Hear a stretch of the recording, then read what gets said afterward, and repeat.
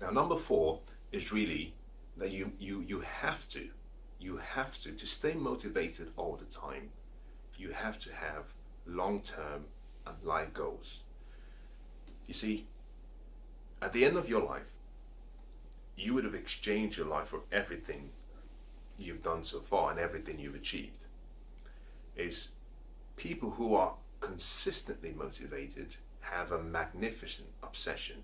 They have this burning passion within them, and that passion and that obsession is connected to a goal that they set for themselves far off in the future. So I always recommend, and I say, you have to have what I call life goals. And life goals are goals that you set for yourself for the rest of your life. Life goals are goals that you set not for 10 years, not for 5 years, not for 2 years. Life goals are goals that you set for 30 years and 40 years and 50 years far off in the future. You see, inspiration can come easily from achieving short-term goals. But true focus, to have strong focus, you must have something far off in the future that is connected to a vision. And really, your life goal is really what gives, and actually for me, in my experience and in my life, I can stay motivated every single day because I am constantly reminding myself of my life goals. You see, because I've actually decided what and how I want to live the rest of my life and what I want to have achieved at a certain age, everything I do has to be in line with my life goals, which means my inspiration and my motivation really is founded on a strong foundation of my life goals. So to be inspired and to stay motivated all the time, you need to have long-term goals, but most importantly, you need to have life goals. Now, I'm not going to discuss life goals in this particular training session. You can look at any of my other videos about life goals. There is some useful information out there, but you must decide what you want to be, what you want to do, what you want to have, the life you want to experience in 30, 40, 50 years, and use that information, use that goal, use that vision, that picture to inspire yourself. To stay motivated all the time, you must have life goals. Now let me give you a classic example of how this applies in my life. Now one of my life goals is simply that I want to be able to walk my granddaughters down the aisle when they get married. You know, I want to be present, I want to be able to dance with my granddaughters when they get married. Now, to achieve that, I have to be in good health. My health has to be really good so I can walk or I can dance when my granddaughters are getting married. That means simply that because I've established a vision, I've established a purpose connected to that vision, and I've established the reason for wanting that vision and that purpose, is that I'm able to live my life in such a way, this is health-wise, I'm able to live health-wise in such a way that every single day and every single year, I'm checking my health and well-being goals to make sure that in 40 years, you know, that I have the health, you know, everything being equal, everything, you know, hoping that there are no catastrophic issues, that I'm able to keep my health in good condition so that when the time comes, I can walk my granddaughters down the aisle. You see, by deciding a life goal and deciding a vision and a purpose connected to that goal, it obviously influences everything that I do.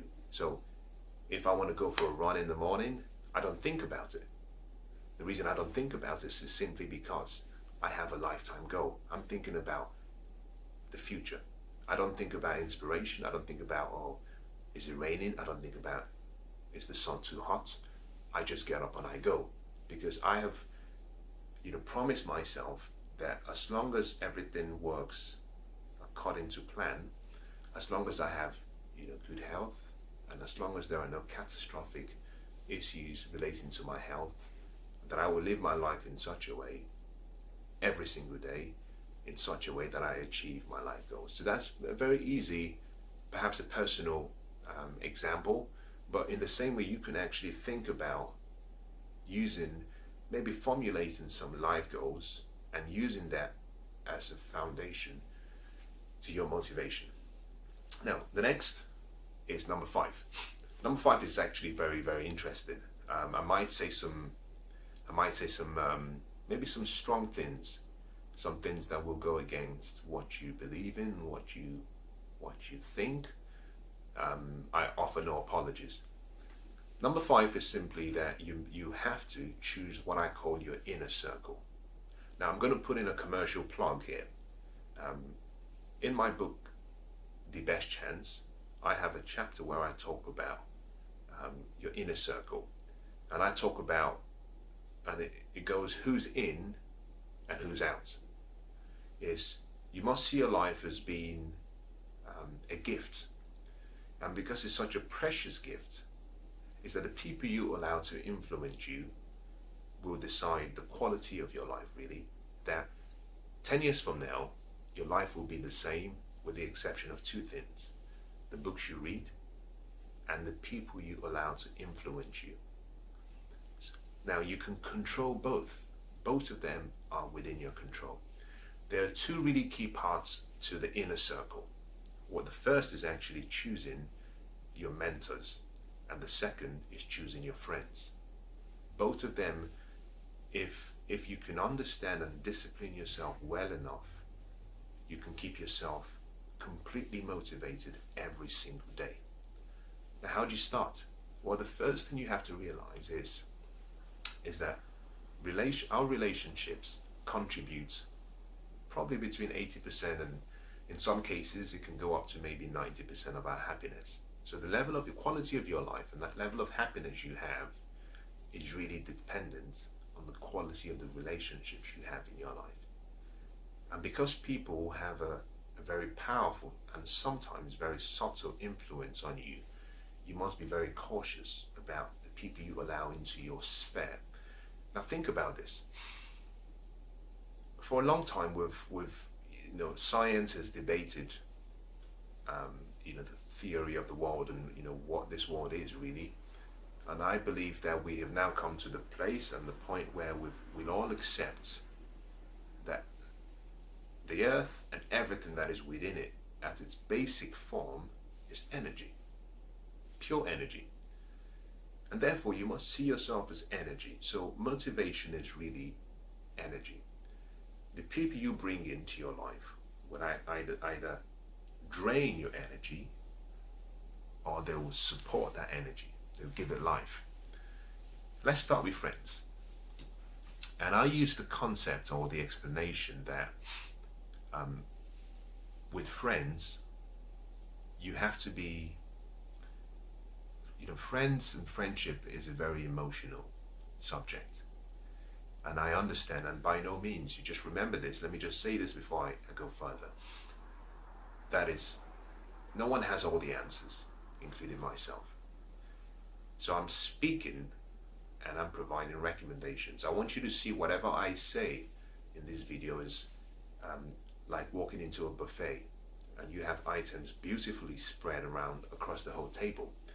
You don't have to accept every single idea. It's your belly, it's your money, it's your mouth. So choose the items on the table based on your appetite. So if there is something that I say, just this, you don't actually agree with, you don't have to accept it. Remember that you are a leader. You are a leader by birth, which means you have to choose for yourself how you want to lead yourself. I'm not here to lead you. You have a personal responsibility to lead yourself, and that means you can collect all the great ideas from various sources, but then decide which of them really works for you and which of them really suits you. Now, coming back to the comment about friends, if you think about a company, maybe a medium to large sized company, when a company recruits its staff, it does one of 2 things. It puts out a personal specification or a job description as an advertisement. It advertises this role, and then it goes through a series of interviews. Now, at the end of the series of interviews, it selects a number of candidates. It then interviews the candidates, and out of all the interviewed candidates, selection is made. Now, the selection that is made is based on the candidate, the candidate that meets the ideal specification that they want. But that specification is based on the company's values, the company's vision, and the company's mission statement. Eventually, the company selects maybe one candidate and says, we're going to make you an offer. But the offer we make you is conditional. You're going to have a probation period for 3 months, for 6 months, or for however long. During the probation period, we'll assess your values, because in the interview it's too short a time to really say whether your values are consistent with the company's values. So during the probation period, they assess your performance, they assess your ability to do the job, they assess the value you provide to the company, the problems you solve, but most importantly, they assess your values and they compare your values to the company's values. If there is a discrepancy in all of the items, they might say, well, unfortunately, we cannot offer you all of the benefits and we may terminate your contract. On the other hand, if they think you have the potential, they might extend your probation period and they might give you recommendations of things they need you to change whilst they observe you again. Now, the reason a company goes through such a very serious, tedious process is because the company understands that the vision of the company is the most important thing. That no one person is bigger than the vision, and that the vision has to be accomplished. But the company also understands that relationships and having the wrong person can actually almost influence whether they succeed in achieving their vision, just because of how powerful the influence of people around you could be. Now, the next is simply that the company understands that to achieve its vision, it has a mission statement. And if what you do, the level of value you provide, is not sufficient enough to enable it to achieve its mission, it has to let you go.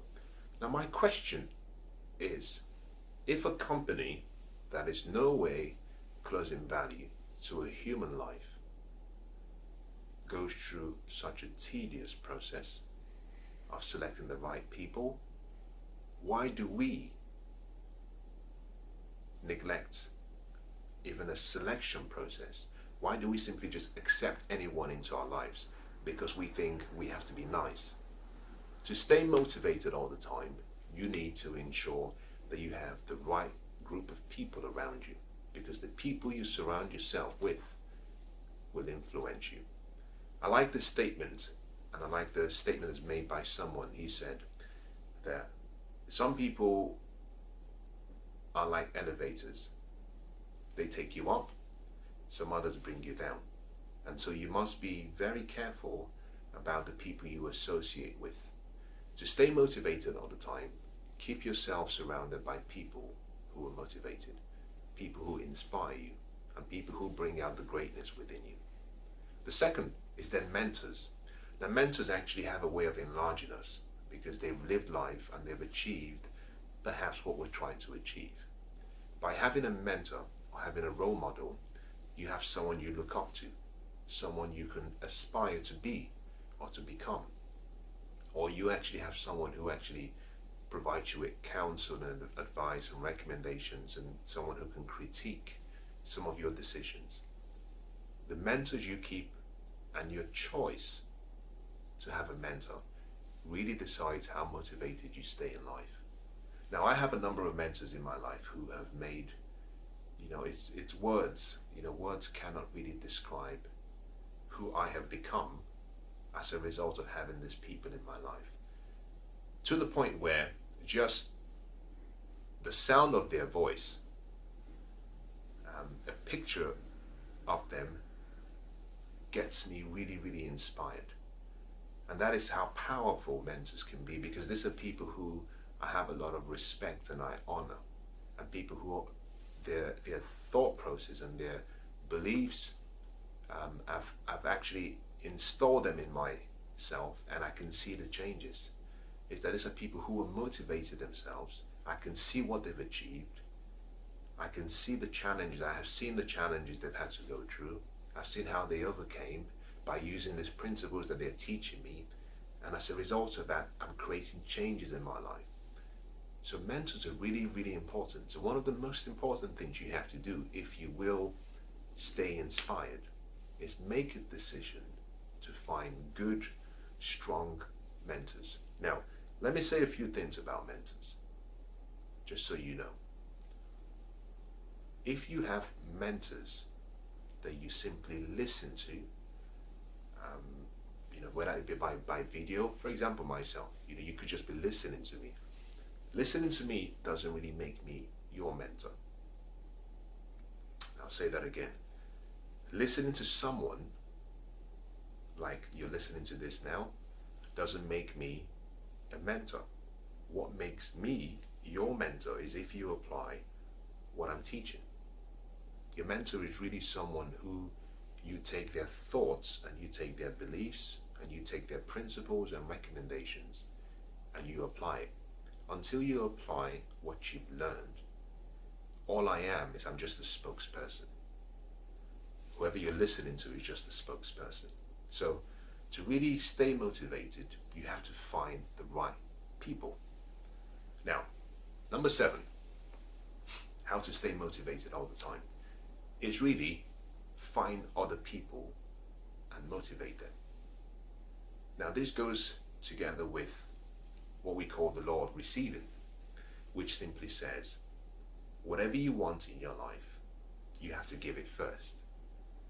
Is find a group of people that you can inspire, people you can motivate through words, through your actions, through your deeds, through your body language, but find people that you can inspire.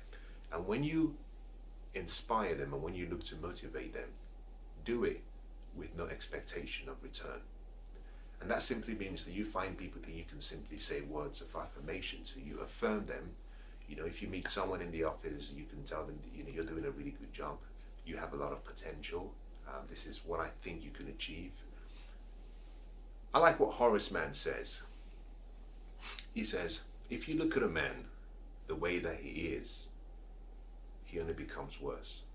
But if you look at a man the way that he could be, then he becomes what he should be.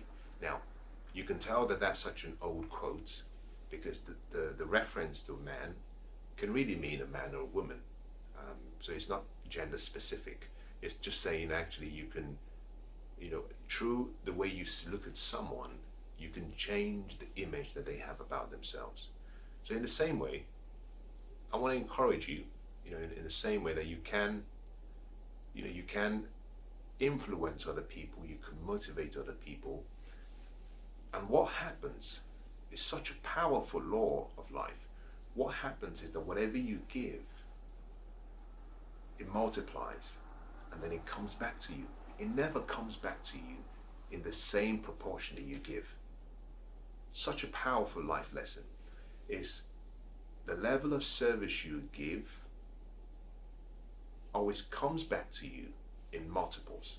So to stay motivated all the time, find people, or find either people you know closely or people you just meet on a casual basis, but look to be a source of motivation to other people. Now, you must remember that in the same way you look up to a mentor to motivate you, you must see yourself as a mentor with other people looking up to you. So, and that means simply is that what you say, what you do, how you live, your lifestyle, your habits must have integrity. It must be in such a way that when people look up to you, they find inspiration by the character you've developed. Now, I hope that's been very helpful. I'm going to continue this on in a different video. But try applying some of these principles and see the changes it makes in your life.